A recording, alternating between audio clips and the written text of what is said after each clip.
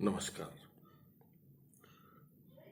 देश के मध्यवर्गीय भले मानस नागरिक से कुछ बातें। मध्यवर्गीय भले मानस नागरिक से कुछ बतियाते हैं बातें। कविता कृष्ण पल्लवी की ये कविता सुनिए। भाई, आप अच्छे व्यक्ति हैं, आप अच्छे व्यक्ति है, ठीक है, पर इतना काफी नहीं है। आप में सही और गलत में फर्क करने की तमीज होनी चाहिए और इतनी मनुष्यता भी होनी चाहिए कि जो भी गलत और अन्यायपूर्ण हो उससे नफरत करते रहे ताउम्र दिल की गहराइयों से।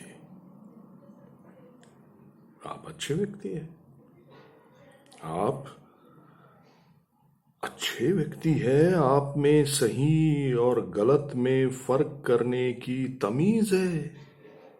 हाँ, अच्छी बात है ना, अच्छी बात। आप नफरत करते हैं गलत चीजों से और नाइंसाफी से, ये तो बहुत अच्छी बात है, बहुत अच्छी बात है। लेकिन आपको इसे खुलकर कहना भी चाहिए। आप सही और गलत के बारे में खुलकर बातें करते हैं और इंसाफ की बातें करते हैं। अच्छा ही है, अच्छा है ना।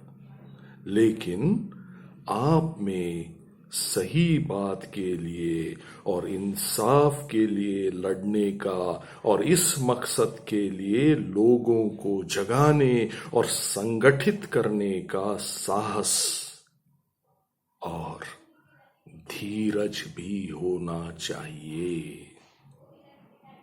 आप अच्छे व्यक्ति, आप में ये सारी बातें हैं तो अच्छी बात है, लेकिन आपको ये भी पता होना चाहिए कि नाइंसाफी और लूट और जुल्म का कारण कुछ लोग नहीं हैं, बल्कि एक पूरी सामाजिक व्यवस्था है।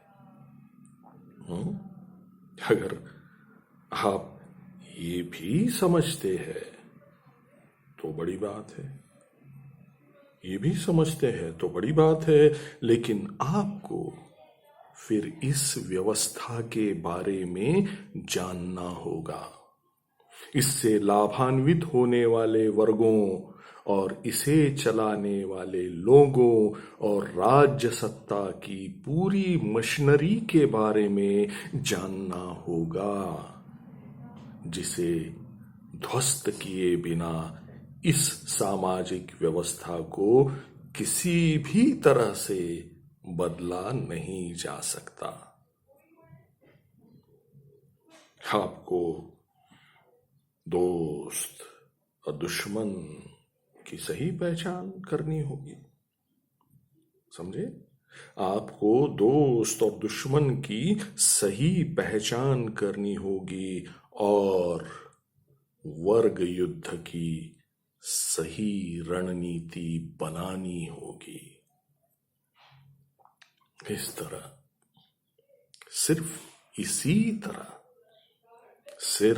इसी तरह आप बन सकते हैं ऐतिहासिक बदलाव के मानव उपादान।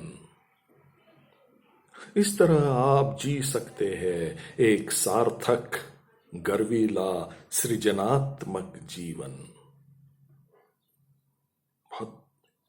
बहुत मुमकिन है कि अपनी सरगर्मियों का नतीजा देखने के लिए आप जीवित न रहे, पर सच्चाई और न्याय के लिए ताउम्र अनथक जीने और लड़ने के आत्मगौरव के साथ जब आप अंतिम सांस लेंगे ना,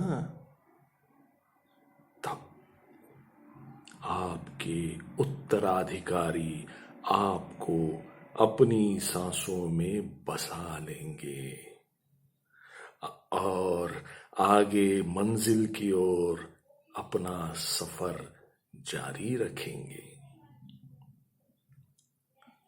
और अगर आपको ये सारी बातें जो मैंने कही है ये यूटोपियाई लगती है, आदर्शों का अतिरेक लगती है, तब आपको मुझे कुछ भी नहीं कहना है। तब मुझे आपसे कुछ नहीं कहना है। जाइए जाइए उधर उधर उधर समझौतों और दुत्कार से भरी जिंदगी के बजबजाते रसातल में कीड़ों सा बिलबिलाइए। भेड़िया धसान और कुत्ता दौड़ में चाक चौबंद होकर शामिल हो जाइए।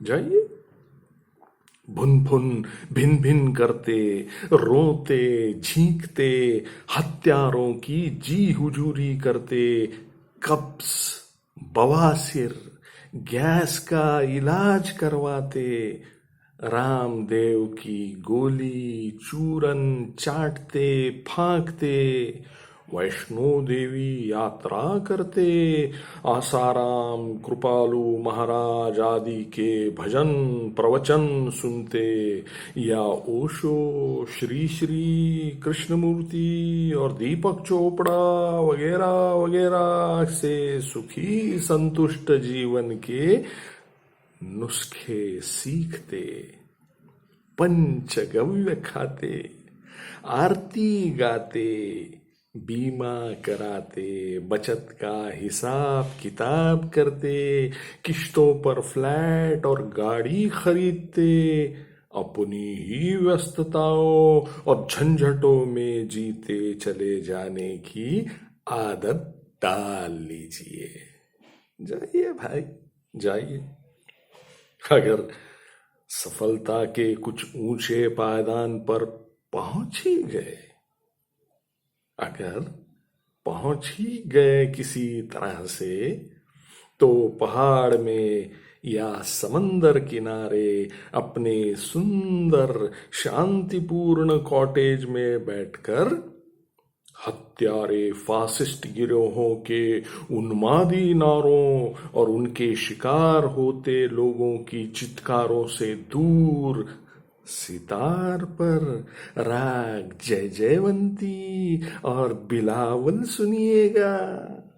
जाइए और लाशों की चिरायत गंध से छुटकारा पाने के लिए भीगी हुई चांदनी रात में अध्ययन कक्ष या शयन कक्ष की खिड़की खोलकर लॉन में खिले पारिजात, मोगरा और रजनीगंधा की सुबास पूरे नथुने खोलकर फेफड़ों में अंदर तक भर लीजिए। जाइए भाई जाइए, हे मध्यवर्ग जाइए। नमस्कार।